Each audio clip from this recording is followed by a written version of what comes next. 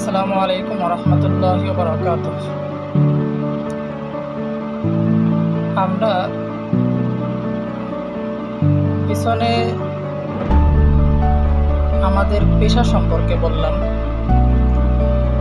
তো আজকে বলবো যে আমি কেমন মনের মানুষ। যখন কেউ আমাকে প্রশ্ন জিজ্ঞাসা করে যে তুমি কেমন, তখন আমি কি উত্তর দেব, এটা প্র্যাকটিস করব। আমি রোমান্স অন্বেষী। I am adventurous. আমি উচ্চাকাঙ্ক্ষী। I am ambitious. আমি নির্ভীক। I am brave. আমি উদার মনের। I am broad minded.